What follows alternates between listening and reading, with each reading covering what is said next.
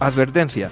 Este programa, sus componentes y posibles invitados no tratan de expresar ideas políticas ni religiosas. En este programa solo divulgamos hechos históricos y relatamos leyendas sin ningún posicionamiento político, ni religioso, ni social.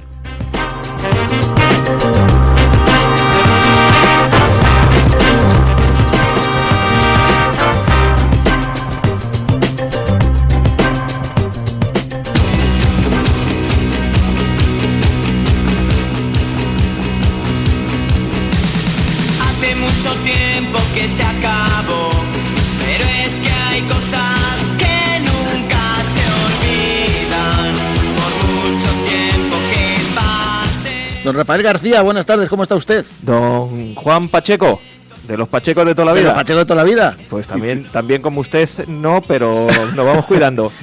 Y Joaquín Nicolás Belinchón. Allí en el más allá. Allí en el más allá. En el más allá, exactamente, aquí en el foro seguimos. Que el otro día, vamos, hace ya tiempo dije que estabais confinados vosotros, pero no, los que estamos confinados somos nosotros. Los que no podemos entrar y salir somos nosotros. Claro. Exactamente, ahora sois vosotros, sí. Y los que no dejamos que entren son ellos. Eso es. No nos digáis el dicho. Bueno, estamos aquí en el programa número 73 de No me cuentes historias, el programa de Onda Plana en el que contamos historias, contamos leyendas, nos lo pasamos un ratillo bien, comemos un poquito de choricete o jamón y de vez en cuando nos traemos un invitado como hoy, pero eso lo descubrimos ahora después. ¿Vamos a arrancar? Vamos a arrancar. Venga. Un momentín de que pongamos música. Por 20 puntos arriba, cambia el rumbo de la evasión de Cuba. Bueno, y con fiestas que tenemos y puentes y cosas de esas, ¿no? Estamos en pleno... Estaríamos en plenas jornadas, pero sí. Bueno, está todo suspendido. Con la tontería esta del COVID, pues está todo parado. Tontería de poco. Tontería de poco, fíjate. Bueno, pues nosotros seguimos aquí echando un ratillo y pasándonos bien y contando historias y cosas que a nosotros nos gustan y que esperamos que a nuestros oyentes también. Hoy tenemos un programa completito. Joaquín creo que tiene por ahí el guión y lo mismo hasta nos dice el título del programa, que lo tienes. Pues si os empeñáis os lo digo. El título del programa 63 es Hoy más República, más palabras y la historia de Beatriz de Suabia.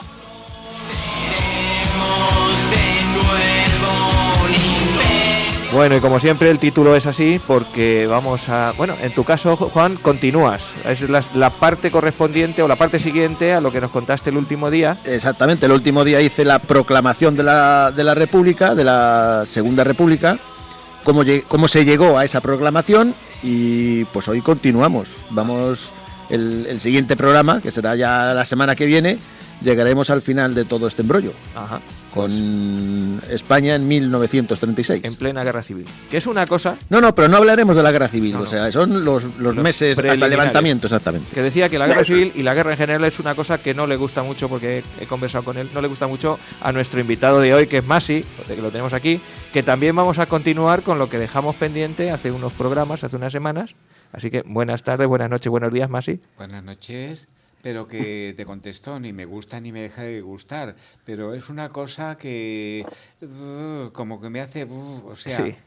Que no te da buen feeling, que dicen ahora los, absoluto, los modernos. Absoluto. Es algo que nunca debió ocurrir, pero que ocurrió. Entonces, sí, no hay más remedio que hablar, porque es algo que lo hemos sufrido de alguna manera.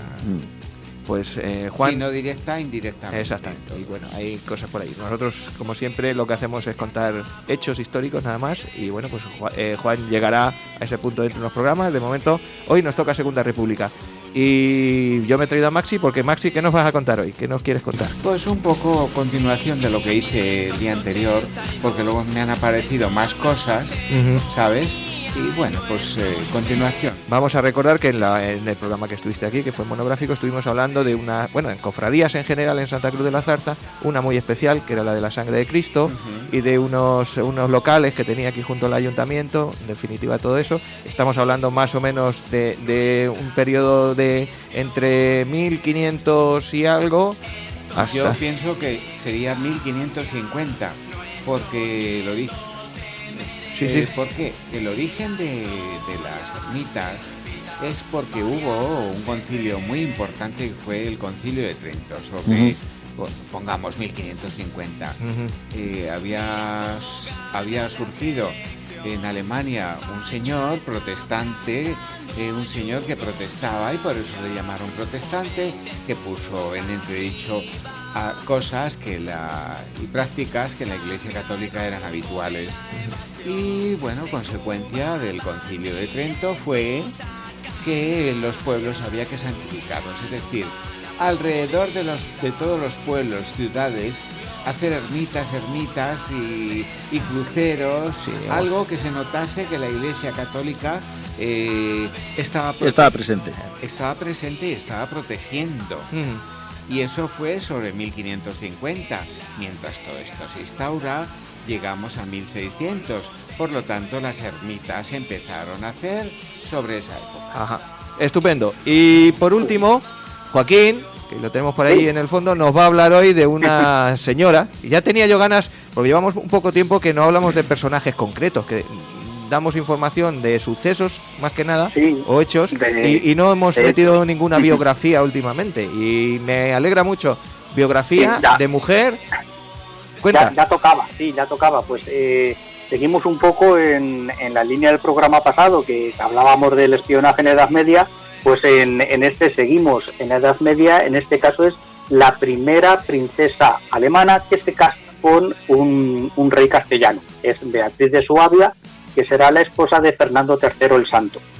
Entonces no nos adelanto más, simplemente nos vamos a centrar un poquito en la figura de esta Beatriz de Suabia. Muy bien, muy bien. Ya tenemos los temas de hoy, ¿no? Pues oye, que no paramos más. Pongo un poquito la entrada de nuestra perla negra. Y Juan comenzamos. Nos cuenta hoy la Segunda República. Muy bien.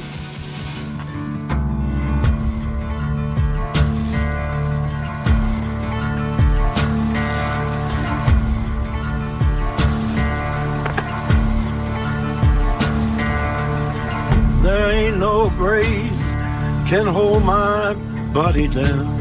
There ain't no grave.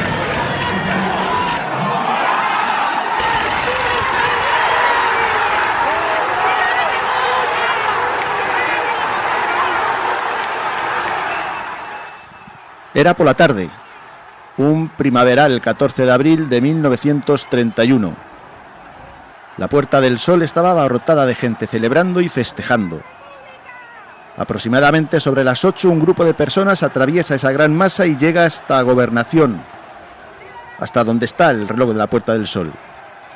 El que encabeza la partida llama a la puerta mientras grita: «Señores, paso al gobierno de la República».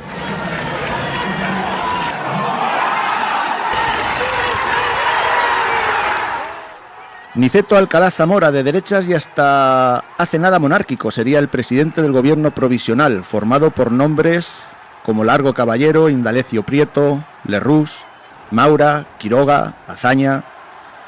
El 28 de abril, por decreto, se cambia la bandera. Desde ese día será la tricolor. El himno de Riego sería el himno nacional. Comenzaba así la Segunda República.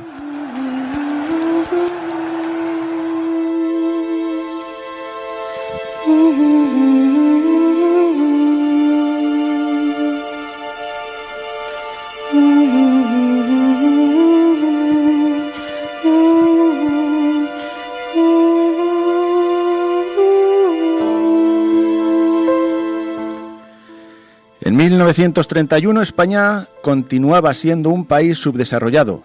Un 44% no sabía ni leer ni escribir. La industria solo daba trabajo a una cuarta parte de los obreros y el 60% de los españoles aún trabajaban en el campo, donde la pobreza alcanzaba límites extremos.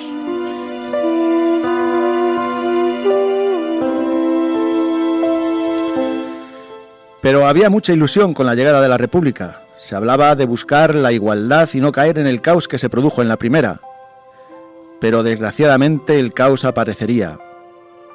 Pasado solo un mes de la proclamación del nuevo régimen, los anarquistas que desde el primer momento declararon la guerra a la República quemaron unos 100 edificios religiosos y profanaron muchos cementerios. Fueron 3 días en los cuales también hubo muertos y el gobierno hizo poco o nada para detenerlo. Pero la República avanzaba y se preparaban elecciones, las primeras elecciones de la República, donde se evitará el caciquismo, se podrán elegir a mujeres y sacerdotes y se votará a partir de los 23 años.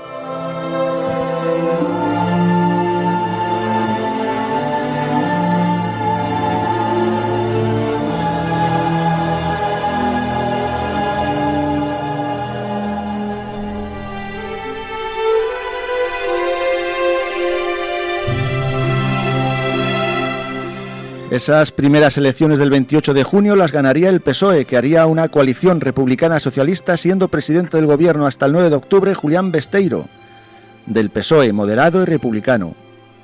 A partir de esa fecha sería Manuel Azaña, de Acción Republicana, quien cogería las riendas del gobierno. Como presidente de la República sería nombrado Niceto Alcalá Zamora, republicano de derechas, y por primera vez en el Congreso habría 3 mujeres.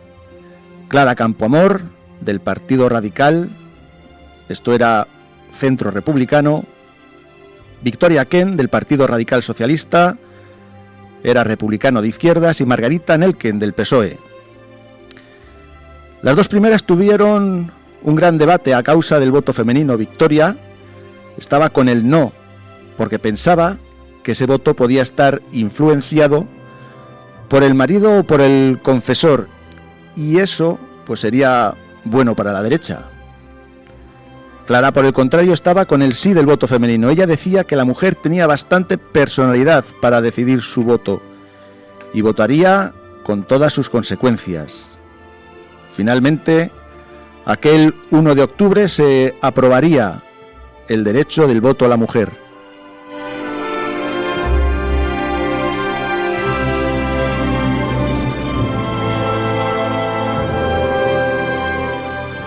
Y con la Constitución de la República Española, aprobada el 9 de diciembre de 1931, comienza a andar este gobierno. Hay que decir que esta Constitución era una Constitución de izquierdas, con el objetivo de transformar a la sociedad. Lo que en otros estados republicanos habían tardado decenas de años en hacer, se intentaba hacer aquí en unos meses. Y esto hizo que parte de la base social se apartase de la República.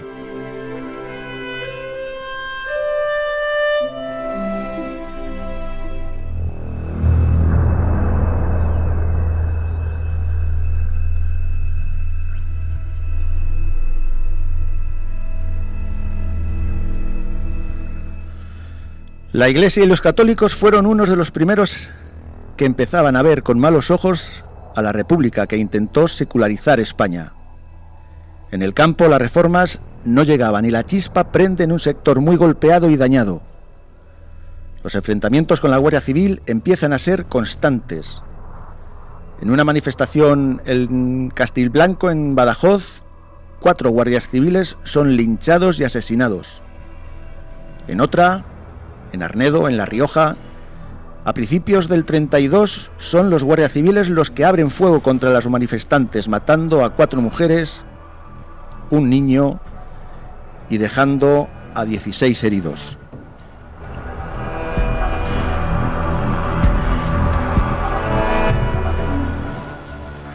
Estos sucesos provocan la destitución del general Sanjurjo al frente de la Guardia Civil.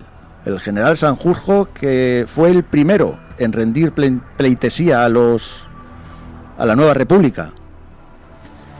Y este Sanjurjo, poco después, el 10 de agosto de 1932, y debido a las reformas militares que tampoco agradaban al general ni a muchos otros militares, y también por el Estatuto de Cataluña, daría un golpe de Estado que fracasaría. El general Sanjurjo sería detenido y condenado a muerte.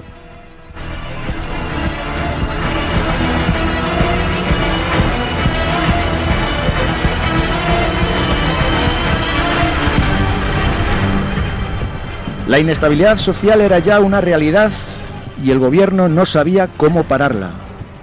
Los carlistas tuvieron enfrentamientos con los socialistas, dejando estos enfrentamientos 5 muertos y varios heridos.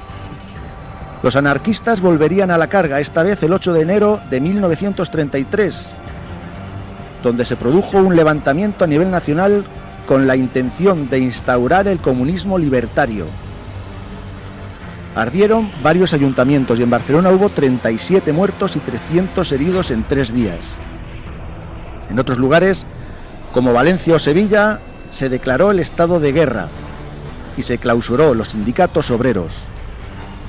Y para rizar el rizo, el 11 de enero se produjeron los sucesos de Casasviejas en Cádiz, donde la Guardia de Asalto se enfrentaba a una sublevación de unos campesinos, matando y quemando a los que se hicieron fuerte en una casa y fusilando a 14 más poco después. Según el capitán Rojas, obedecía órdenes de hazaña, ni heridos ni prisioneros, tiros a la barriga.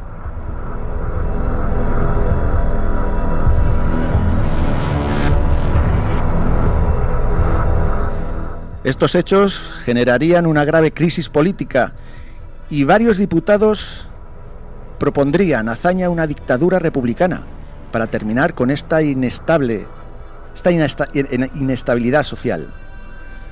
Pero finalmente habría elecciones a últimos de año. Y hay dos figuras que empiezan a emerger. Uno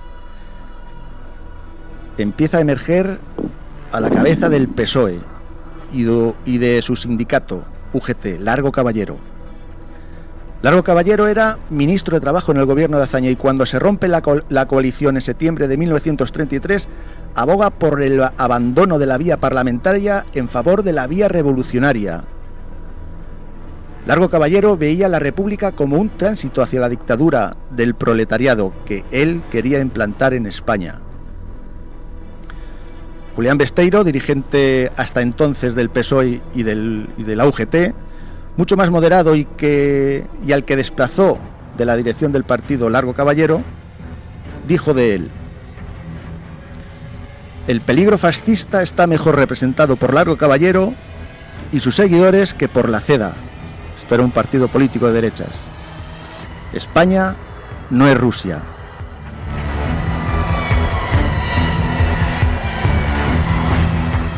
Y mientras, el discurso de Largo Caballero se radicalizaba más. En un mitin antes de las elecciones del 19 de noviembre de 1933, dijo: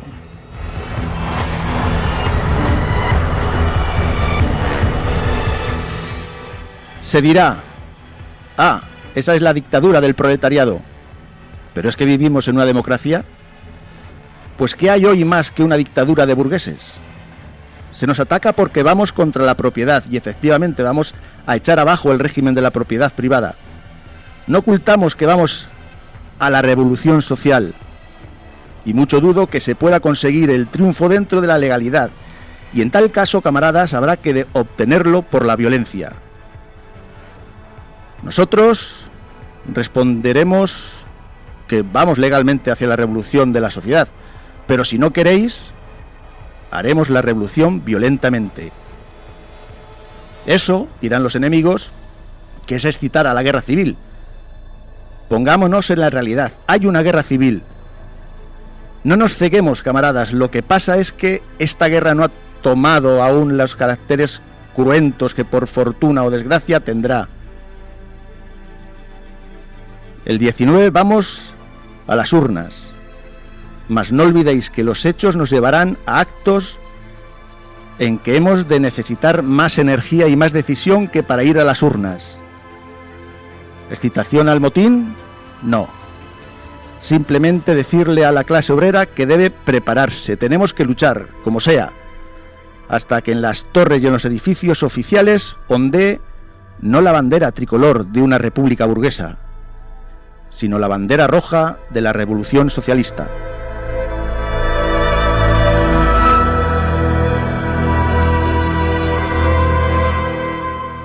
Pero es que en ese mismo año, en 1933, se había creado también un nuevo partido que aglutinaba a los partidos católicos y de derecha. Se llamaba CEDA, Confederación Española de Derechas Autónomas. Su líder Gil Robles había estudiado la propaganda nazi. Y si Largo Caballero apostaba por la dictadura del proletariado, sí o sí, tomando la República como transición, pues Gil Robles apostaba por un Estado corporativo, tomando la misma vía. En un mitin, antes de las elecciones del 19, decía: nuestra generación tiene encomendada una gran misión. Tiene que crear un espíritu nuevo, fundar un nuevo Estado, una nación nueva, dejar la patria depurada de masones, de judaizantes. Hay que ir a un Estado nuevo y para ello se imponen deberes y sacrificios. ¿Qué importa? Que nos cueste hasta derramar sangre.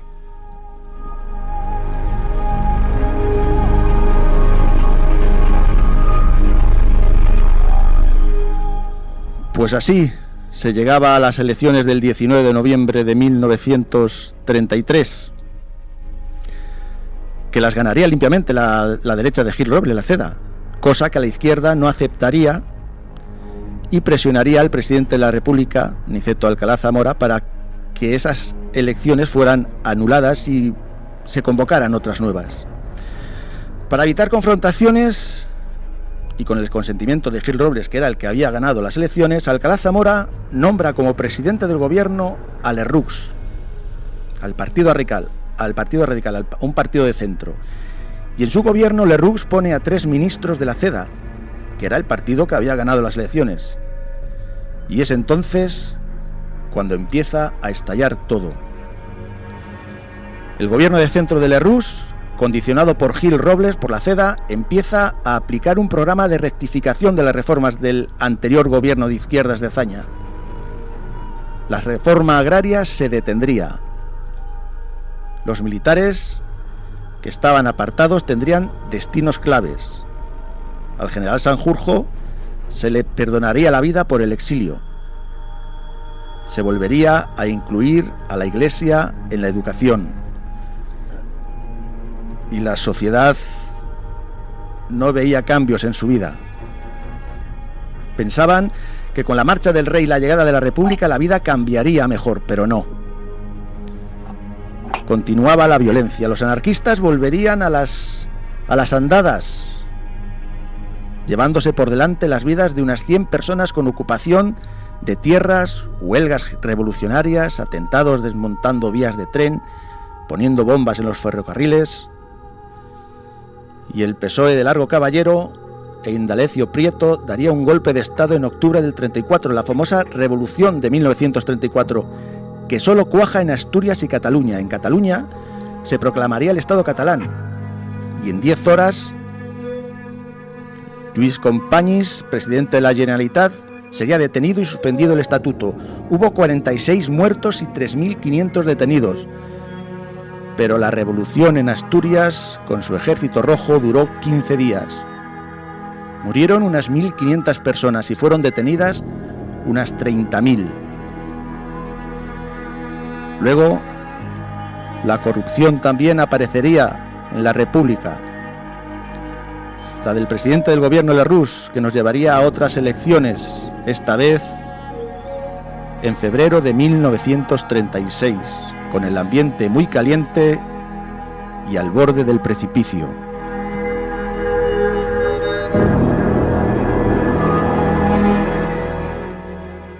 Era por la tarde, un primaveral 14 de abril. La Puerta del Sol estaba abarrotada de gente, celebrando y festejando la llegada de la República. Una República que no quería ni la izquierda ni la derecha, pero que hicieron creer a esa gente feliz que les cambiarían la vida a bien. Era por la tarde, un primaveral 14 de abril de 1931.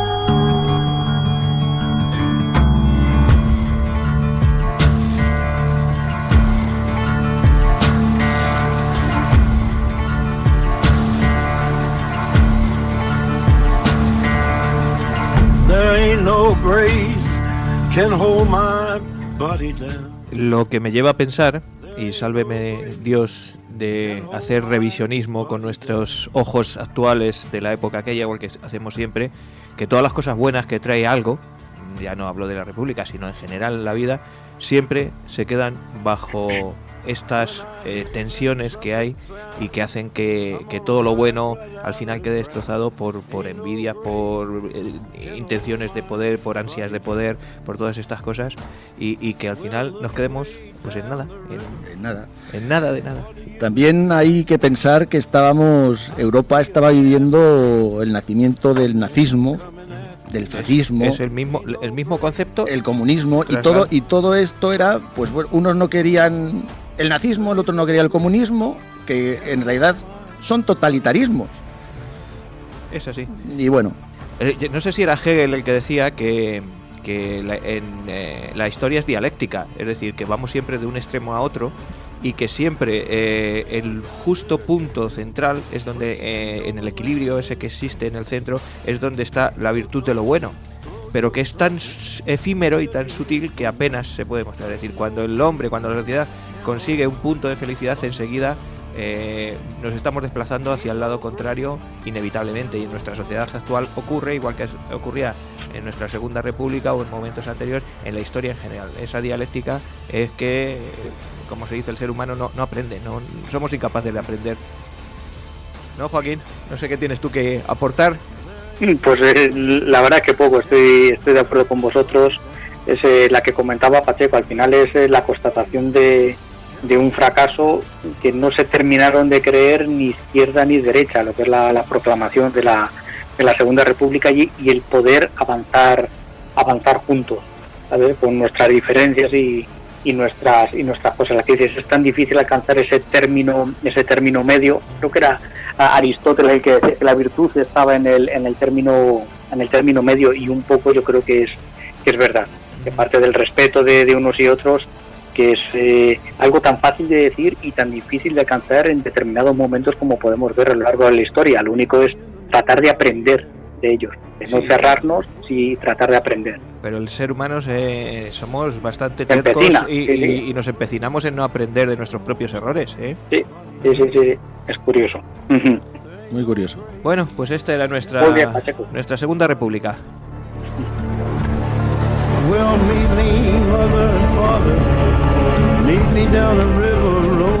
Joaquín, ¿tienes por ahí a mano las redes sociales? Las redes sociales las tengo en la cabeza. ¿En la cabeza? La cabeza. Pues ponte la mano en la cabeza y así las tienes en la mano también.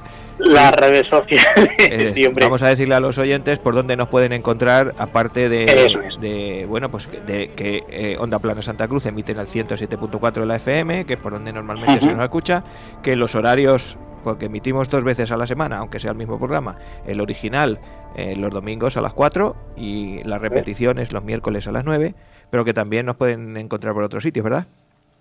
Sí, nos pueden oír, bueno, nos pueden seguir, porque aparte de los programas contamos más historias, pues en nuestra cuenta de Twitter, @nomecuentesonda, en nuestro muro de Facebook, No Me Cuentes Historias, en YouTube, en el canal No Me Cuentes Historias, en Spotify y en iVoox, donde te puedes descargar los podcasts tanto de No Me Cuentes Historias como de nuestro hijo pequeño, nuestras píldoras de historia, que es No Me Cuentes Biografías, que los emitimos los sábados a las 4 o a las 5, Rafa, que nunca me acuerdo. Es a las 4. A las 4. Sábados a las 4 de la tarde ponemos un extracto de alguna biografía de las que vamos tratando en los distintos programas. Muy bien, pues estupendo. Pues nada, pues ahí estamos en todos los sitios, y hoy, como decía, os traigo un invitado especial, Maxi, que bueno, que nos va a hablar, ahora os cuento un poquito.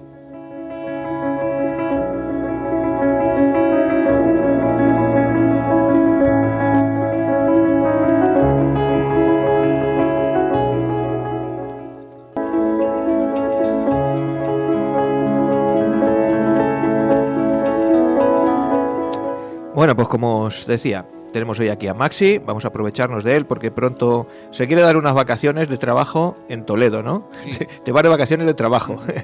Y entonces pues nos lo traemos hoy para aprovecharlo y exprimirlo y que nos cuente pues lo que tú quieras, Maxi. No, El micrófono es tuyo. Voy a continuar con lo que estábamos haciendo la semana pasada a propósito de una ermita, porque más o menos las ermitas de las que se llenaron todos los alrededores del pueblo se han mantenido, excepto algunas que han desaparecido, como por ejemplo San Cristóbal. Esa desapareció. San Cristóbal, que estaba donde está ahora. Las cuevas de San Cristóbal. No, pues no, fíjate que soy del pueblo y no sé dónde está Sí. la. Sí. Que no está donde está ahora la ermita, ¿no? No, por Dios. Además, el San Cristóbal que tenemos ahora se refiere a los conductores. Y el San Cristóbal que teníamos, la ermita aquí, estaba, a ver, ¿quién nos diga yo?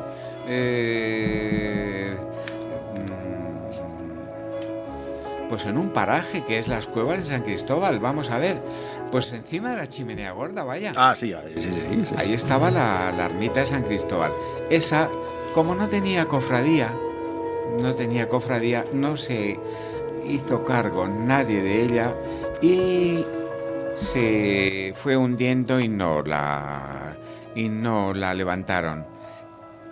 Allí quedó el nombre, las eras de San Cristóbal, cuevas de San Cristóbal, ¿sabes? Otra que desapareció, San Roque. San Roque estaba en el... Vamos a ver, para ir al Gramón. En el sepulcro. Debajo del sepulcro, para ir al Gramón, ahí estaba la ermita de San Roque, que era especial. Me parece que esta ermita tenía poderes Sí. especiales, porque San Roque era el abogado de la peste, ¿sabes? Juntamente con San Sebastián. Y claro, los santos protectores de aquella época los fueron poniendo alrededor del pueblo. Hay muchos pueblos en La Mancha que tienen precisamente como patronos a San Sebastián o a ermitas de San Roque. Son muy comunes en toda La Mancha. Sí. Otra que desapareció, la ermita de San Sebastián, que estaba donde está el cañejo de San Sebastián, ahí. Por eso se llama así. Claro, por eso se llama así. O sea, estas han desaparecido, pero ha quedado el topónimo. O sea, el nombre del lugar. Y esa, concretamente, era de 3 naves. Y era, bueno, hecho usted, o sea, muy, muy buena. Grande. Sí. Y me preguntarás, ¿y eso cómo se sabe? Pues mira, pues porque había unos señores que se llamaban visitadores. Y visitaban los pueblos e iban anotando todo lo que habían. Eran visitadores de la Orden de Santiago. Bueno, pues estos señores llegaban al pueblo, estos visitadores tenían un protocolo, llegaban, mostraban sus credenciales de que les habían nombrado para eso, se pregonaba que la gente los recibiese y tal, y estos iban anotando todo lo que había de carácter religioso, porque o sea, eran visitadores enviados por la Orden de Santiago, pero más que visitadores, podría decirse en términos actuales, inspectores. Bueno, pues lo anotaron todo. Y eso estaba en Uclés. Y como los archivos de Uclés pasaron al Archivo Histórico Nacional, han estado durmiendo años y años y años en el Archivo Histórico Nacional, hasta que unos investigadores han cogido las visitas de la Orden de Santiago, que fueron así, se han estudiado como 3 o 4. Y bueno, pues en el 2015 esas visitas se han publicado. Yo he copiado y he estudiado la referente a Santa Cruz, porque están los pueblos que eran de la Orden de Santiago, alrededor de 30. No recuerdo con exactitud. Sí, en alguna ocasión los hemos nombrado todos. Yo no sé si cuando hablé del topónimo de Santa Cruz Sí, porque hicimos referencia tanto a los de Cuenca, Ciudad Real y Toledo, que Sí. son unos cuantos, que Sí, sí, sí. pues ahora vamos desde Zarza de Tajo, Santa Cruz, hasta nos metemos en Miguel Esteban y más allá, Pedro Muñoz. En Sí. Almagro, que te dije yo que había unos santiaguistas. Sí, bueno, Sí, claro. Sí, sí, sí.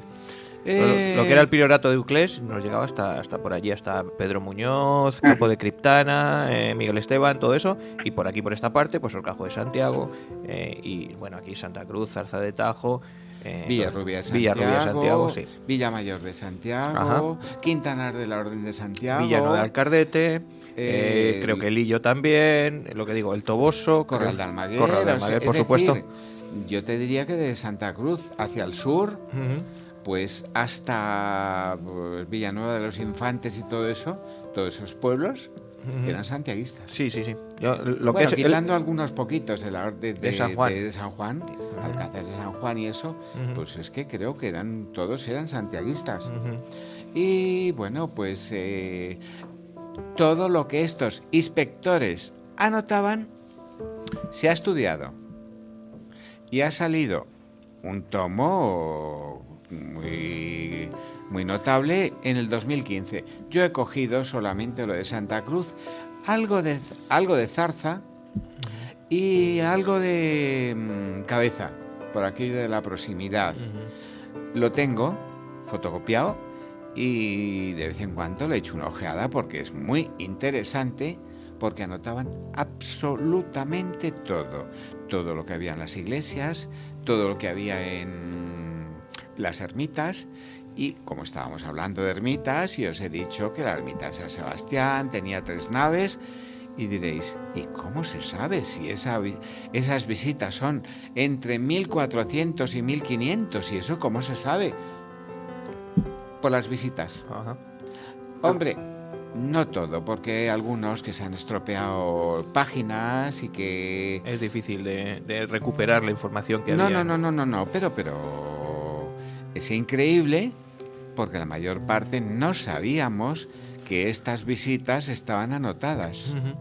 Y tú, por ejemplo, sabes, y continuamos hablando, otro día hablaremos exclusivamente de las iglesias según las visitas, de las 2 iglesias según los libros de las visitas.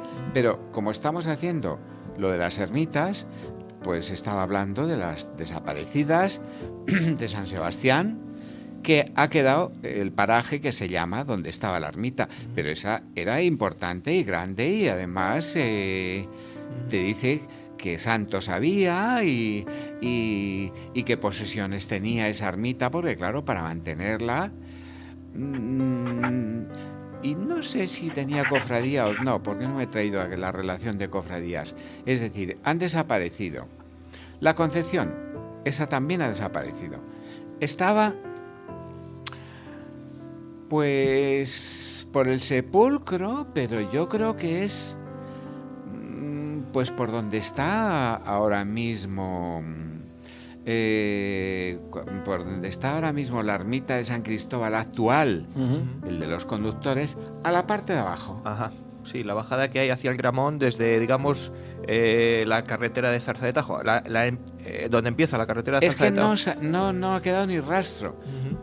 Y no ha quedado tampoco ninguna persona mayor que nos Que tenga constancia de... que tenga constancia de decir, aquí estaba. Ujú. Porque pues se acabó hundiendo y bueno, la Concepción, que cuajó mucho por aquella zona, por aquello de que, bueno, pues ya sabemos que la Virgen María fue concebida sin mancha y sin pecado, y fue en Horcajo donde más cuajó. Iba a decir donde menos mancha tuvo. Sí. Pero aquí tenía su ermita Sí, sí. para, bueno, pues para elevar el evento. Sí, en general en esta época lo que tú decías a partir del Concilio de Trento, lo que se intenta por parte de la Iglesia Católica es hacer una contrarreforma a la reforma luterana, es decir, hay que implementar todo lo que suene a católico, y de hecho en esta época es cuando se inventa la historia de Santa Cruz y se inventa la Belsinia y se inventa todo esto. Es en la época que siempre hemos hablado, que Joaquín se llevó la desilusión, que ni éramos, ni somos de la época romana, ni éramos Belsinia, ni tenemos aquí los santos una Letus. decepción, vamos. Leticius y todo eso, que va, que va. Esos son refritos que han cogido de otras cosas y se ha pasado de unos a otros, pero si uno se equivocó, los otros 5 o 6 también se equivocaron. Claro, sí, de hecho hasta Madós lo recoge. Madós recoge pues el de Juan de la Higuera y de Argaiz y se lo cree. Todos. Y dice, no, es que Madoz, es que no, es que está cogiendo una información que ya estaba alterada al principio. Sí. Bueno, pues siguiendo con las ermitas, he hablado de las desaparecidas. No sé si he contado San Roque. Sí. Pues las puertas de San Roque, esa no desapareció hace tanto, es decir, pudo desaparecer sobre 1880 o por ahí, pero las puertas de San Roque estaban en una casa en la calle del Coso. Que Qué cuando se pusieron modernos las quitaron, ¿sabes? Esa... se aprovecharon esa Sí, se vendía todo. Y bueno, pues esas eran las desaparecidas. Bueno, sí, mira, la que desapareció tanto que no teníamos ni idea era la sangre de Cristo. Ajá. Que hoy hemos estado hablando, te voy a cortar un momento más así porque me ha resultado muy curioso. En su día hablamos de la Inquisición y de uno de los procesos de la Inquisición en la que la Inquisición intervenía porque una serie de personajes del pueblo, entre ellas el alguacil, el alcalde, pues habían hecho una pasión de Cristo en la plaza. Primero se bebieron la sangre. Bueno, y resulta que esa cofradía de la sangre de Cristo, digo, porque estos se han bebido el vino y el vino es la sangre de Cristo, pues no, pues es que esa cofradía es la que dice más y que sí que existía. No, tenían tenían su ermita y cofradía. Ajá, y eso su es lo que ermita estaba donde está el parvulario actual de los pequeños, y tenían su cofradía. Y no entraban por la encomienda, como ahora se entran, no. Entraban desde la plaza. Entraban desde la plaza por donde ahora está el sótano. Y la Puerta de los Silvas. Ajá, que es justamente la semana pasada, el programa de la semana pasada que hablamos del reloj de la plaza, yo os decía que ahí había un hueco, que ese hueco donde está ahora la torre, realmente eso fue un callejón en su día y que ya lo hemos dicho más veces. No exactamente un callejón. No, Rafa, donde está ahora la torre, eso fue del ayuntamiento siempre. Es al lado, lo que decimos. Sí, el bueno, sótano, claro. Y la casa y la puerta la puerta de los que Silvas. hay que hacer, sí. Ese trozo era la cuesta para subir. Sí, es que estoy yo mal situado, pues sí, porque es que hay otra puerta al otro lado del sótano que es la puerta de acceso al reloj. Esto es. Esa es. Bueno, pues ¿qué pasaba?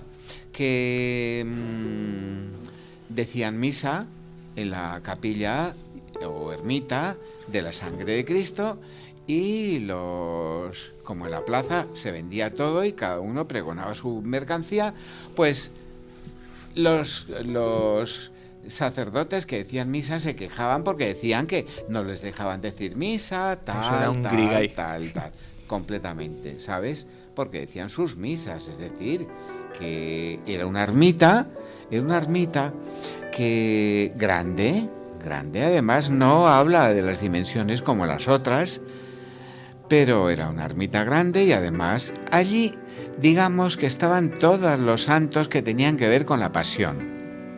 Por ejemplo, Cristo muerto, que creo que era magnífico, que creo era una talla magnífica, pues eso con su sangre y era magnífica, y un cura pues la vendió la talla y dejó la caja.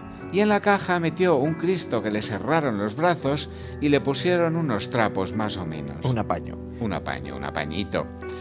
Y de pronto, pues, un pariente, un familiar de mi abuelo, un tío abuelo de mi abuelo, que era de la Primera República, pues no iba nunca a la iglesia, pero fue a un entierro y descubrió que no estaba el Cristo. Que sí estaba el Cristo. Sí, pero no era el original. un Cristo, no, el original le habían vendido. Y se armó.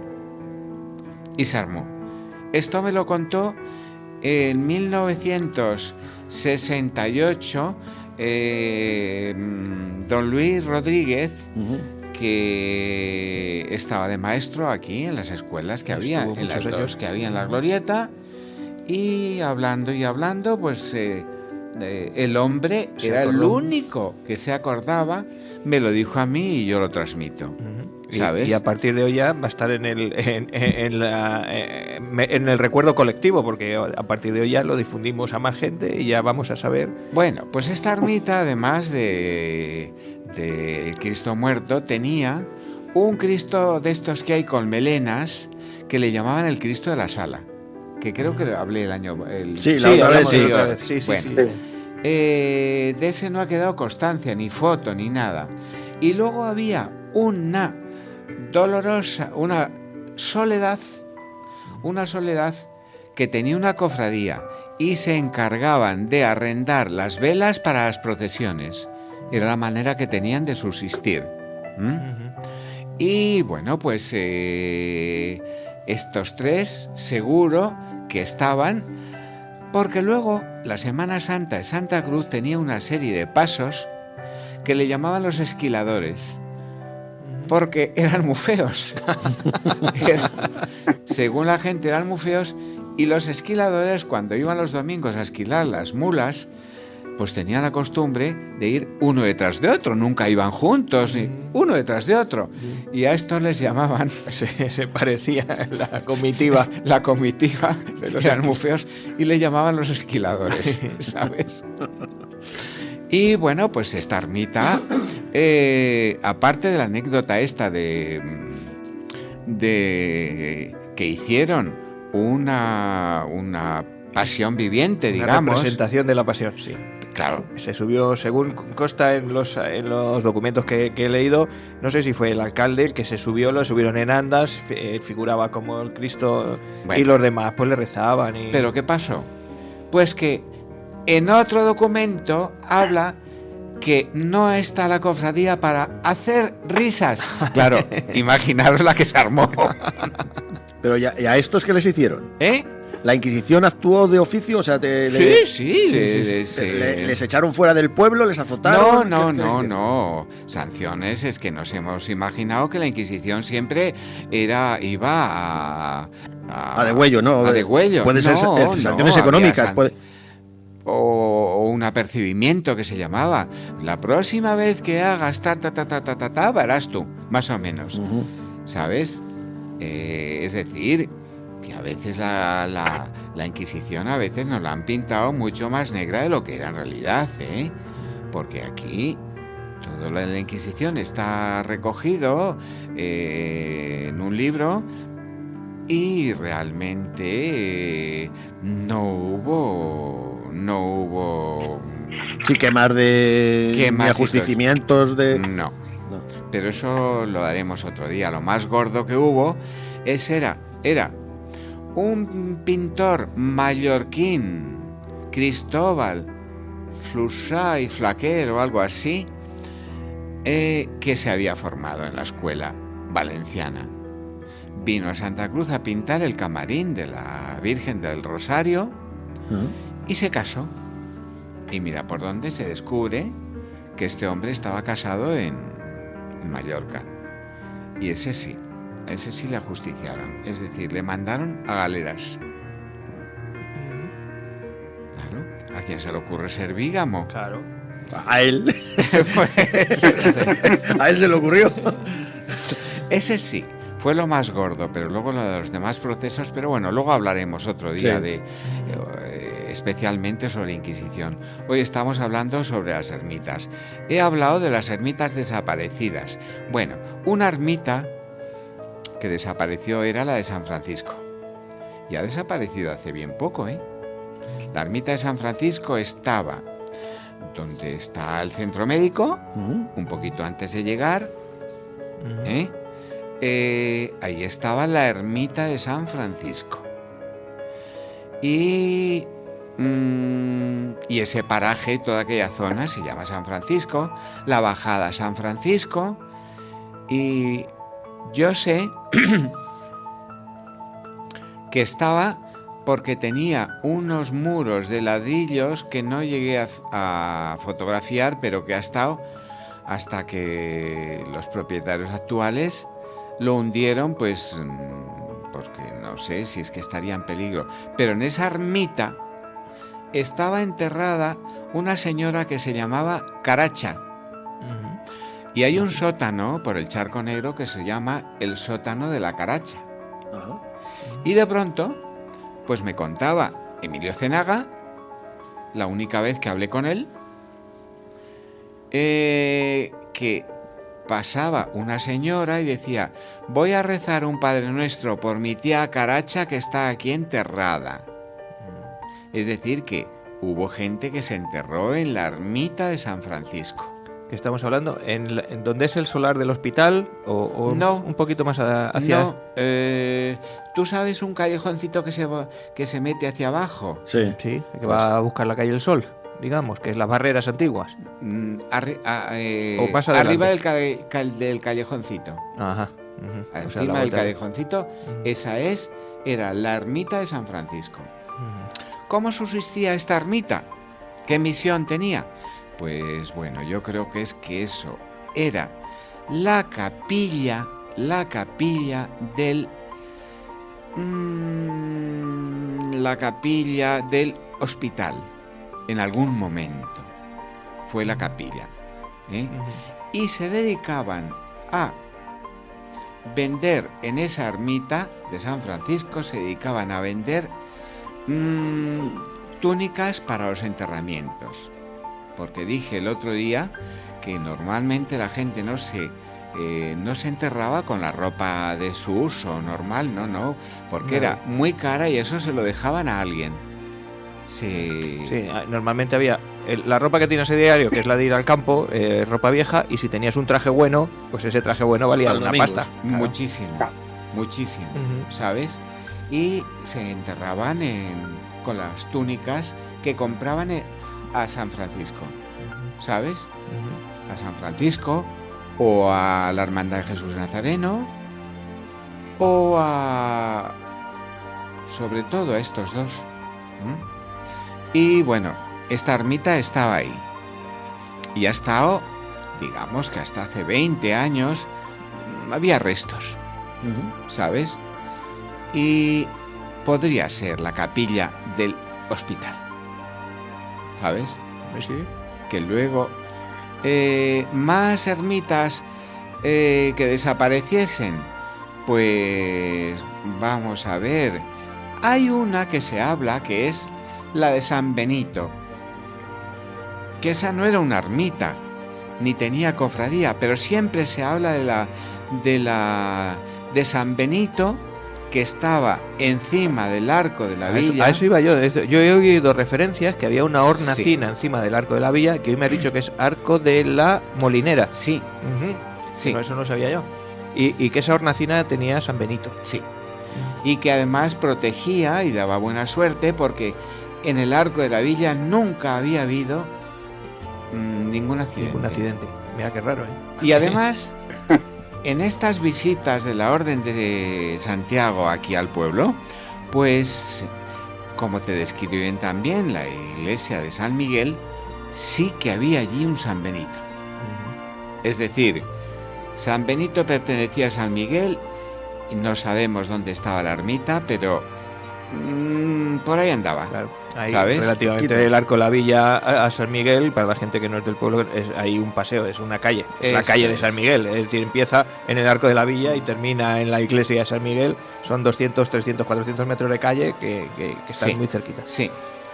Luego, más ermitas desaparecidas, pues no, se han conservado, las actuales, pues ya existían, pero desde hace mucho tiempo, ¿eh? ¿Alguna ha cambiado de advocación? Por ejemplo, el sepulcro, que es Santa Gema. ¿Siempre ha sido Santa Gema? ¿Siempre ha sido el sepulcro? No, claro. Es que eso pasa siempre.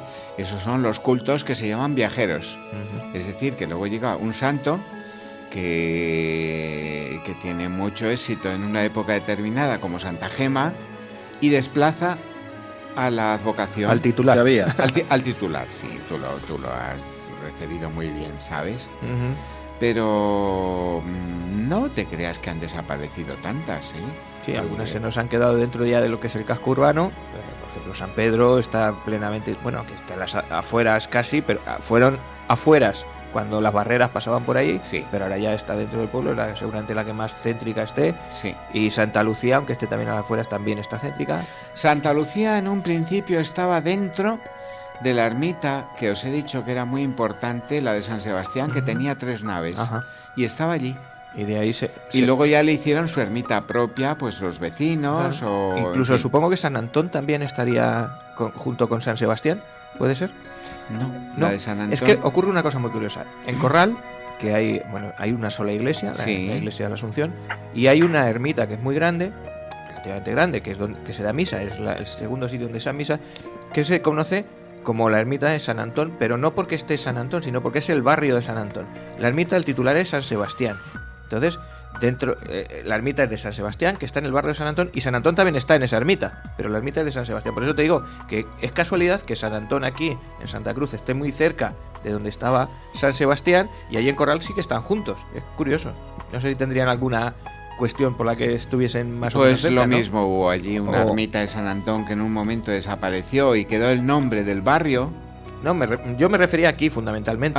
No, aquí en Santa Cruz, que San Antón, donde está la ermita de San Antón, está muy cerca de donde tú localizas la ermita de San Sebastián. Ujú.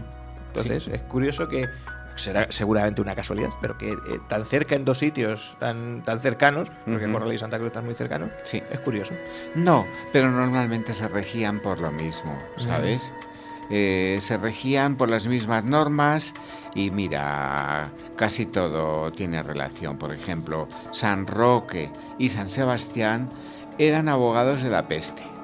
Y claro, para que no hubiese peste ni langosta, que era Sí, una lo plaga que dices. terrible que había entonces, pues se ponía santos protectores para que la terrible langosta no asolase. No nos afectará. Sí, no nos afectase. Eran santos protectores.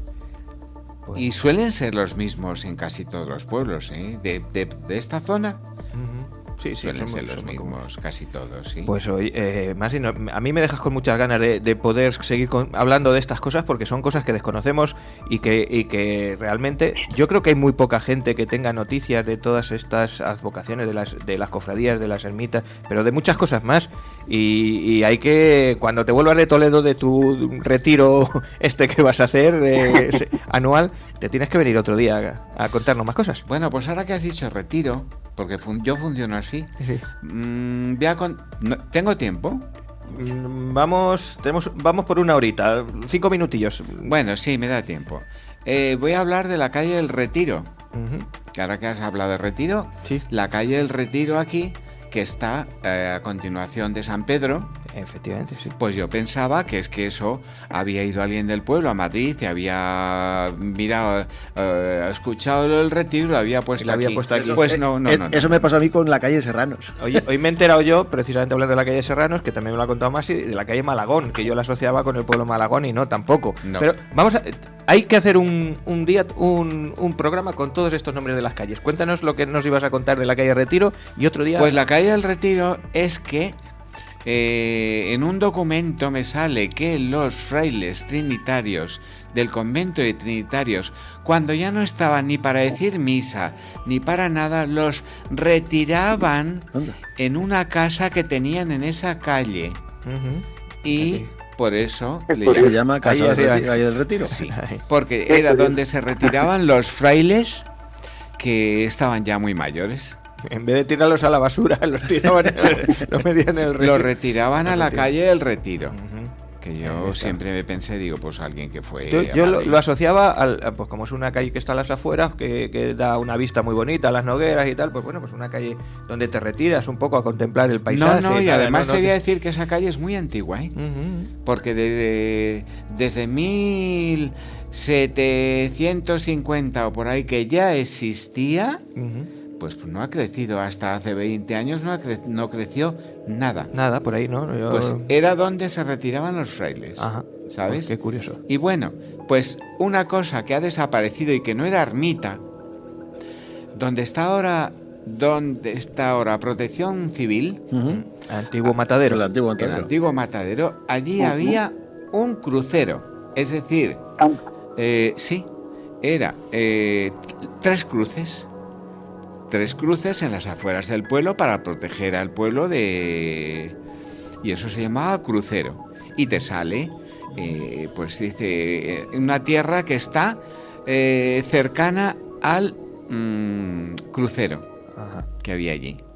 O sea, que eso se ponía, y eso sí que desapareció, y no teníamos constancia de nada. De nada. Me ha salido, pues eso, dices, pues es que lo había. Y dices, ¿y dónde estaba?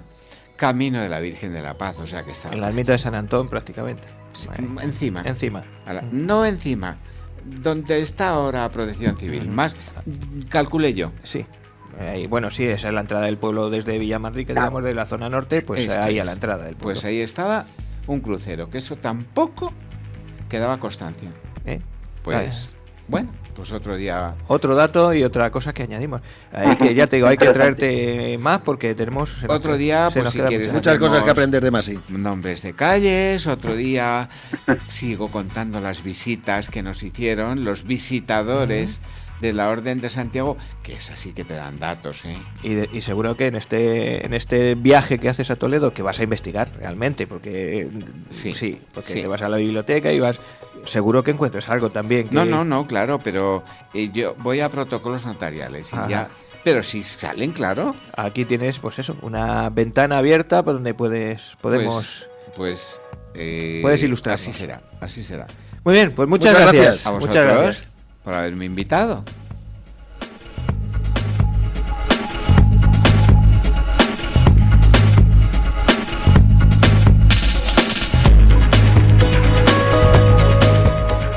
Bueno, que esto es muy productivo. Traer a Masi aquí es productivísimo porque Aprende uno mucho con... aprende más que yendo a la escuela. Aprende Joaquín. mucho con el maestro. Hombre, pero con mucho. Pues es mi problema, que no me quito mis 40 años de maestro y repito las cosas. Bueno, porque No te lo quites nunca. porque como en la escuela tienes que repetir, pues es un son que me ha quedado y que yo lo hago así porque si lo haces una vez solo, pues el que no haya llegado a tiempo y no lo haya escuchado, pues no se entera. No se entera.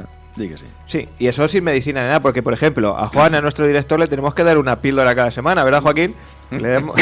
Si no se toma la píldora, no se acuerda de las cosas. Pues esta píldora no me he enterado. No te has enterado siempre. Hoy hemos puesto, como teníamos Beatriz de Suabia, te había puesto a Cristina de Noruega. ¿Te la has escuchado? Anda, mira. Sí. Y si no, siempre... No me la he escuchado. No, Sí, bueno, pues luego te escucha. la escuchas en el iVoox. Eso sí. Pero escucha, que para la semana que viene no te lo vas a creer. Joaquín, tenemos a Blas de Lezo la semana que viene. No me digas. El sábado Sí, que viene señor, tenemos a Don Blas de Blas Lezo, de con lo que Lezo. te gusta.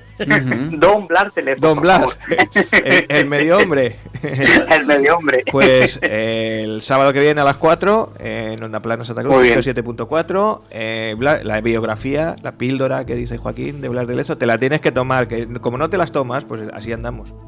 Andamos un poquito más. Muy mala la memoria. Y siempre los podéis descargar, lo podéis encontrar en iVoox, buscar no me cuentes biografías y ahí tenemos nuestros capitulillos, son cortitos, 10-15 minutos y nuestras biografías. Bueno, vamos con Muy el bien. himno de los tercios, vamos con Beatriz de Suabia. Venga, vamos con ello. Ahí te la pongo, espérate que la encuentre. Vale, La tenía vamos yo por a ver, aquí. que yo no me entero. Aquí está.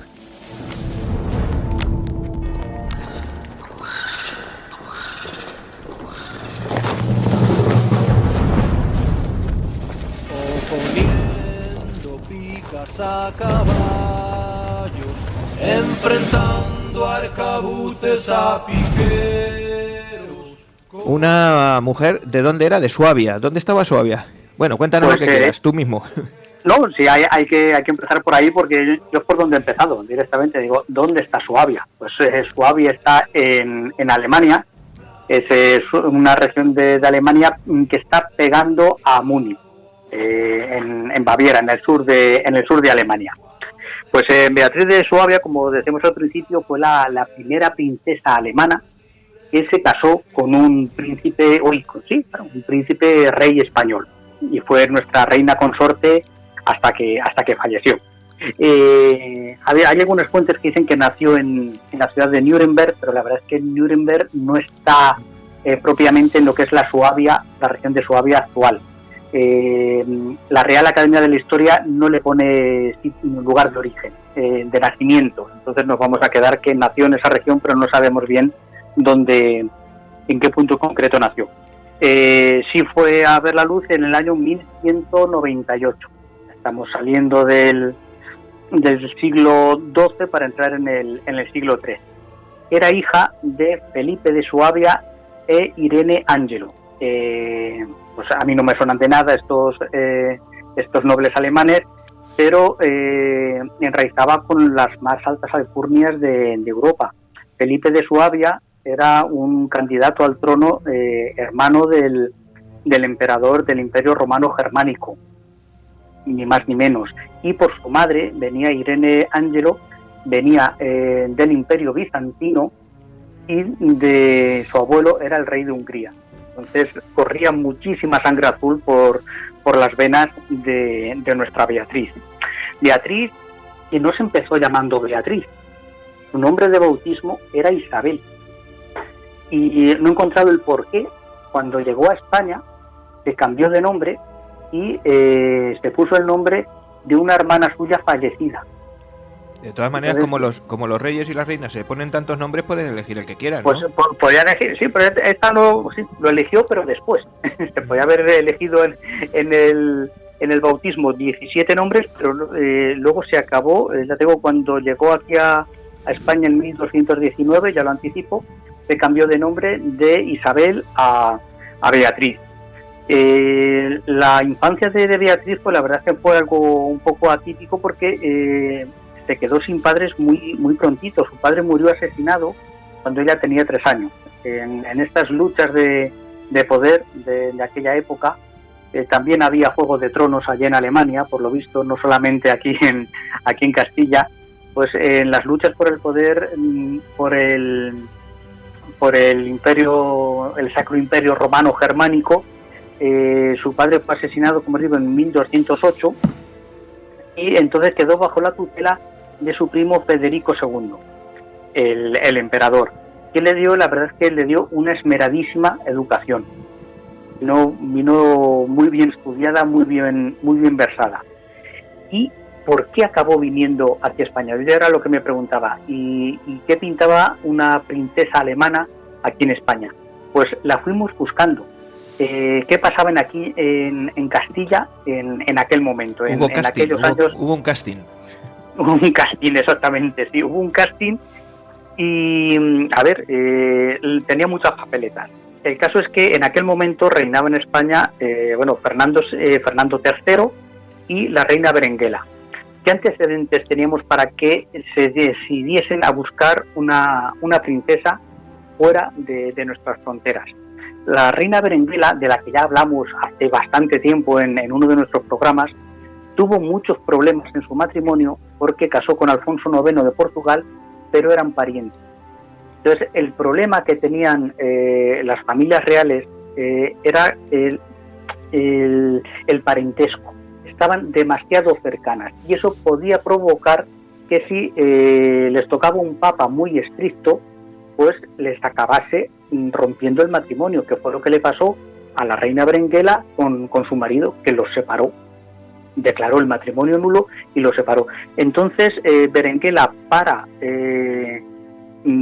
que no le ocurriese lo mismo a su hijo, encargó a su hermana era Blanca de Castilla, que estaba casada con el rey de Francia, que le buscase en Europa una princesa digna de su hijo, rey de Castilla y León. Recordemos que Fernando III el Santo heredaría el reino de Castilla por su madre, por Berenguela, y el reino de León por su padre, Alfonso IX. Entonces no encontró a nadie mejor que a nuestra Isabel, posteriormente Beatriz de Suabia, que fue una comitiva allá por 1218, si no recuerdo mal, fue una comitiva con con los grandes de este país. Bueno, pues gente como el obispo de Burgos, el maestre de la Orden de Santiago, fueron a Alemania y quedaron prendados tanto de la belleza como de la calidad como persona que tenía Beatriz, ya vamos a llamarla por el nombre por el que luego sería conocida. Entonces quedaron tan prendados de ella, dijeron, reina mía, doña Berenguela, esta es, nos quedamos con ella. Inició el viaje a España y llegó, si no recuerdo mal, en 1219, la reina Berenguela fue a buscarla a Vitoria y se encontró finalmente con su prometido futuro esposo Fernando en Burgos. Y me diréis, ¿y qué lío, no? Porque si el rey es Fernando, ¿qué pinta Berenguela, su madre, todavía como reina? Pues es que Berenguela, si os acordáis de aquel programa, tenía una personalidad muy fuerte, una valía política muy grande y firmó con su hijo un acuerdo por el que sí, tú vas a reinar, pero yo voy a seguir estando, digamos que en la sombra, por así decirlo. Voy a seguir siendo reina mientras viva. Pero y no si hay que tomarás darte un ninguna pescozón, te lo doy. decisión. Exactamente, sí, porque para eso soy tu madre. No solamente la reina, sino tu madre, ¿sabes? Entonces, lo que le buscaba la reina Berenguela era encauzar, porque tenía muy claro la labor de reconquista que tenía que proseguir el reino de Castilla. Tenía muy clara la unión de Castilla y León y tenía muy clara la labor de reconquista, de guerra contra el musulmán. Lo tuvo desde el primer momento. Recordemos que su padre fue el ganador de la batalla de las Navas de Tolosa y a partir de ahí la reconquista se estancó, porque se dividió el reino de Castilla, seguía dividido Castilla y León, y entonces la reconquista como que se paró. Ella quería que su hijo retomase esa labor de conquista, de reconquista de España. Entonces, cuando se casó con Alfonso IX de León, toda la idea era para que su hijo heredara y se uniera nuevamente Castilla y León. Alfonso IX, aparte de que el Papa les deshiciera el matrimonio, Alfonso IX le salió un viva la Virgen. Llenó de bastardos la corte. Cuando lo separaron, luego se volvió a casar, tuvo otras dos hijas, pero es que entre medias iba detrás de todo lo que tenía faldas. Era un peligro, ¿sabes? Entonces lo que quería era encauzar rápidamente a Fernando, que había salido con otro carácter, pero encauzarle para que tuviese a su mujer y estuviese en su casa bien recogido. Entonces se casó muy joven, con 18 años, se casó con esta Beatriz de Suabia, en Burgos en 1219, el 30 de noviembre concretamente, el día de San Andrés de 1219. La impresión que le dio al pueblo, a la gente del común, Beatriz fue muy buena. Era una mujer muy piadosa, era mujer pues con el prototipo que tenemos en mente de mujer recatada, muy de sus cosas, pero muy versada, muy letrada. Entonces gustó muchísimo. Sí es verdad que se vio bastante bajo la sombra de su suegra, de la reina Berenguela. Se llevaban estupendamente, todos los cronistas de la época no notan diferencias, sino que las dos actuaban de común, no una sobre otra, sino de común acuerdo, se entendían estupendamente y aconsejaban al rey en la misma dirección, en diversos asuntos de Estado, de acallar revueltas de nobles para que no corra excesivamente la sangre, no ser demasiado cruel con ¿sabes? Ella siempre acompañó a su marido a todos los sitios, menos a las campañas militares, pero viajó muchísimo, no se separaba de su marido, o lo estrictamente necesario, y le dio un montón de hijos. Le dio como que 10 hijos. Que puede ser una de las causas de su muerte tan joven. Ella acabó muriendo en la ciudad de Toro, en Zamora, el año 1235. Esos son 37 años. Que sí, que para la época es ya una edad, pero no era tan mayor. Pero después de 10 partos y muchísimos miles de kilómetros a caballo, pues la verdad es que pues su salud estaba bastante resentida. No es la única en la época. Cuando lo estaba estudiando, vi un reportaje de Isabel la Católica donde se hablaba de que esos miles de kilómetros que se hacía a caballo fue una de las causas posiblemente de agravar ese cáncer de útero que la acabaría matando. Porque Isabel. al final el Además, trote del caballo... hace unos días, una semana por ahí, que fue el aniversario de su fallecimiento. El aniversario de su muerte, exactamente. Pues eso lo tenía que apuntar. Es probable que la reiterada maternidad y los viajes minasen muchísimo su salud. Acabó muriendo un 5 de noviembre de 1235, muy joven, y fue enterrada en el monasterio de las Huelgas, en Burgos. Monasterio que un día tengo que hacer un programa, ahí están enterrados varios reyes de Castilla. Estaba enterrada la madre, acabó enterrada allí Berenguela, su suegra, su madre Leonor de Plantagenet está allí enterrada. Un día que tengamos poco trabajo nos vamos a las huelgas. Por ejemplo. Y posteriormente, como su marido Fernando III acabó conquistando Sevilla y lo enterraron en la Catedral de Sevilla, el hijo de Beatriz y de Fernando, nuestro Alfonso X el Sabio, se acabó llevando 40 años después la tumba de su madre, la acabó enterrando también en la Catedral de Sevilla al lado de su padre. Y esa es un poquito la historia. No tiene una gran labor política esta mujer. Para eso estaba detrás la reina Berenguela, que siguió viviendo cuando ella ya estaba muerta. Al momento de morirse le cogió y le buscó otra esposa a su hijo, con la que tuvo otros tres hijos. Sus 10 hijos, fue María, que la acabaron enterrando en la colegiata de León, Manuel de Castilla, que fue señor de Villena, Sancho de Castilla, que fue arzobispo de Toledo, Felipe de Castilla, arzobispo de Sevilla, Enrique de Castilla, que fue senador en Roma, lo nombró el Papa, Berenguela, que fue monja, Leonor de Castilla, Fernando de Castilla, que su hijo acabó muriendo en la toma de Sevilla, acabó muriendo en el asedio, y Fadrique de Castilla, que me lo he apuntado para hacer un próximo programa, que murió por orden de su hermano Alfonso X.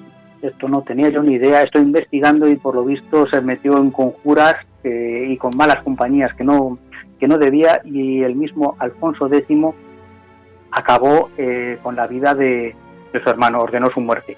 Se dice que dejar a 10 hijos tan pronto, al final huérfanos, se notó en la educación de los hijos, en la falta de unidad familiar de esos niños, la falta de apego entre hermanos, lo que llevaría al caso más radical, más cruel, entre la lucha entre Alfonso X y Fadrique de Castilla, que acabaría eso con Fadrique siendo asesinado por orden de su hermano. Su padre, ahora tienes un hijo así que te sale con malas compañías y lo llevas al psicólogo. Antes directamente te lo cargabas. Directamente. Además tu hermano. Bueno. Su padre pasaba porque seguía allí con sus guerras y sus cosas, y tenía otra mujer y tenía otros hijos, tenía otros menesteres. Su padre se casó con una francesa, Juana de Poitiers, una cosa así, ¿sabes? Y lo único, recomendaros la misma obra que os recomendaba cuando hablaba de la reina Berenguela, una obra de Peridis, La reina sin reino. Aquí sale la figura de Beatriz de Suabia, lo querida que era por el pueblo, ¿sabes? Y se trata bastante en los últimos capítulos de esta novela, que fue donde descubrí un poquito esta figura de esta princesa alemana que, me llamó la atención, por ser la primera princesa germana que vino a tierras españolas para remozar la sangre de la realeza y que no hubiese problemas de parentesco que invalidaran el matrimonio y la sucesión de los hijos. Así nos asegurábamos una línea sucesoria continua, exactamente limpia, en el trono. y esta es la historia de esta mujer, Beatriz de Suabia. Pues fíjate, hemos Pero que puesto... le tratas de concretar en poquito tiempo. Hemos puesto ayer en nuestras biografías, hemos puesto a Cristina de Noruega, que también era nórdica. Exactamente, que, tal, y, vino un poquito después, vino Cristina para casarse con uno de los hermanos de Alfonso X. Creo que era de Fernando. Y aquí tenemos su antecesora, Beatriz de Suabia, pues mujeres interesantes y que conviene. Claro, Interesantísimas. Nos viene muy bien recordar un tanto desconocidas, pero irlas recordando. su historia. Muy bien. Vamos con la musiquilla.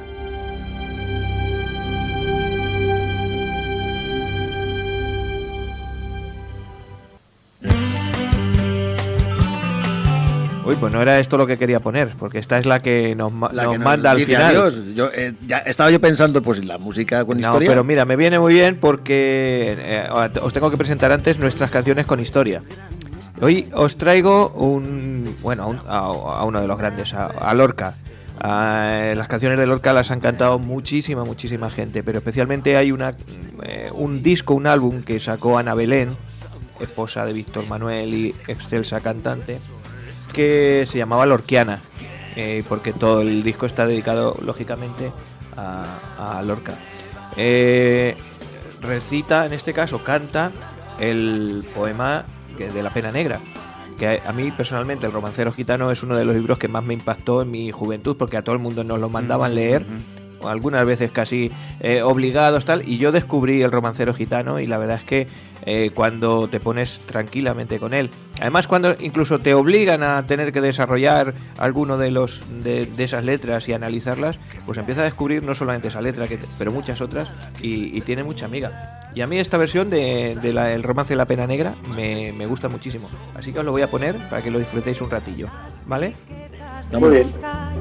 Cavan buscando la aurora cuando por el monte oscuro baja Soledad Montoya, cobre amarillo su carne, huele a caballo y a sombra, yunques ahumados sus pechos gimen canciones redondas. Soledad, por quien pregunta sin compañía y a estas horas. Pregunte por quien pregunte, dime a ti qué se te importa. Vengo a buscar lo que busco, mi alegría y mi persona. Soledad de mis pesares, caballo que se desboca, al fin encuentra la mar y se lo tragan las olas. No me recuerdes el mar, que la pena negra brota en las tierras de aceituna, bajo el rumor de las hojas. Soledad, qué pena tienes, qué pena tan lastimosa. La verdad es que es una versión, a mí personalmente, Sí. musicalmente muy bonita. Muy bonita. Muy bonita. Ana Belén es que... Y no es muy conocida, ni es No. muy... No. Ana Belén, particularmente pienso que tiene un cantar fácil, o sea, Sí, es que parece que te es está una voz hablando. agradable, es una voz agradable Sí, y, sí. que en estos casos con una letra profunda la desarrolla muy bien. El otro día volvemos al tema aquel de el poema que te puse de Neruda, que lo cantaba Miguel Ríos. Es un poema difícil para cantar y además la versión es muy cortante. El poema en sí es una maravilla, pero este poema de La Pena Negra, que tiene un fondo profundo, pero la canción corre muy bien. Se deja escuchar por encima de la letra, aunque luego te tengas que detener a la letra, y es muy agradable. Bueno, pues con esta romance de La Pena Negra vamos a ir despidiendo, pero me tenéis que decir antes qué vamos a hacer la semana que viene, porque además sí, creo que la semana que viene no lo vamos a poder tener ya. No, voy ya a no. estar. No nos lo podemos traer porque, mira, nos soluciona medio programa. Nos informamos. Es una maravilla. Es que casi hay que traerle todos los días, que nos va a quitar mucho trabajo y nos va a informar muy bien, nos va a ilustrar, instruir y además yo creo que a él también le gusta estar aquí con nosotros, supongo, ¿no? Sí, porque como me cuesta escribir, todas estas cosas que estoy aprendiendo quiero hacerlas llegar a la gente, porque si no, no tiene sentido lo que estoy haciendo. Y bueno, pues esto es una manera. Claro, además tenemos una ventaja, las tecnologías nos aportan muchas ventajas y una de ellas es esta. Hace unos años, unos bastantes años, la radio en directo se acababa ahí, es decir, llegaba de oído a oído y trascendía. Pero ahora es que como tenemos todo grabado y además no solamente se escucha en el momento del directo, sino que puedes volver luego a ello y recurrir, es una fuente de archivos, es decir, los archivos. Y volver, y volver, y volver, y recordar. como un maestro hace, Esto es. pues es muy interesante. Muy bien. Pues nada, ¿qué tenemos para la semana que viene? Dire. Pues yo voy a terminar ya de una vez por todas con el maratón este que me he hecho, parece que un castigo, pero hablaremos ya del final de todo este proceso que llegamos a después de las elecciones de 1936, pues hasta ese levantamiento militar de julio. Pues ahí concluiremos esa fase, ese tiempo. Y luego ya nos traerás otras historias de la Perla Negra, que yo estoy deseando ya también recuperar alguna de esas biografías. La verdad que yo marcas. también estoy ya cansado de... Don Joaquín, ¿usted por dónde tira la semana que viene? ¿Espías? ¿Biografías? ¿Libros? Pues, voy a volver a mi serie sobre el siglo XIX y el siguiente programa se llamará Ayacucho y voy a hablar de la independencia de los países americanos. Ajá, muy bien, qué curioso. Pues yo, mira, vamos a tener tiempo. Y me tienes que apuntar en Facebook, preguntar a nuestros oyentes qué quieren que les cuente. Tengo 3 temas. Entonces, el más votado, incluidos vosotros, es el que voy a desarrollar. 2 de ellos ya los tenía la semana pasada, con lo cual es fácil. Os quiero hablar de insultos. De dónde vienen, cuál es el origen de algunos de los insultos más conocidos pues que decimos nosotros en el castellano, unos actuales y otros más antiguos, pero cada uno tiene su origen. Por ejemplo, el famoso gilipollas, que siempre hemos dicho que era de Gilimón y sus hijas, tal, pues yo he descubierto que a lo mejor no es tan así, que eso es otra leyenda urbana. Pues bueno, insultos por un lado. Por otro, cagadas del castellano, es decir, palabras que nos han llegado que también tienen su origen y podemos descubrir de dónde es ese origen etimológico de algunas palabras o algunas cosas que decimos. Os recordaba también hace unas semanas lo de manda huevos que decía aquel político. Pues no tiene mucho que ver. O sea, vienes muy profundo. Sí, ¿verdad? Con una cosa. El manda huevos, que actualmente lo... es habitual. Utilizamos como sinónimo de tocársele los testículos o de referirse a ellos, pues no tiene nada que ver con eso. Tiene que ver más con una acepción latina que ya os contaría en el caso de que desarrollemos este tema. Y por último, también a modo de serie, pero dentro de este capítulo, quiero hablar de los libros más leídos de la historia, de los 3 libros más leídos de la historia. Hablar de curiosidades de esos 3 libros. Podemos elegir, porque cada uno va a ser un capítulo, no voy a hablar de los 3 en el mismo capítulo, curiosidades de la Biblia, curiosidades del Quijote o curiosidades de la Odisea, que yo considero que es el 3er libro más leído después de los otros 2. No más vendidos ni más, pero en ciertos rankings yo creo que es la Biblia, el Quijote y la Odisea los 3 libros, digamos, más conocidos de la historia. Hablar de curiosidades que tienen esos libros, pero solo de uno de ellos. En este caso voy a elegir yo de la Biblia, por ejemplo. Luego ya el otro día ponemos el Quijote. ¿Vale? Biblia, insultos o palabras. Me lo pones por ahí y que la gente elija. ¿Vale? Que me estoy enrollando mucho. ¿Podemos votar nosotros o nosotros no votamos? Sí, ha dicho que sí. Ha dicho que sí. Luego ya haré yo lo que me dé la gana, pero yo por tú pide lo que quieras, que él te hará lo que te dé la gana. Eso es. Muy bien.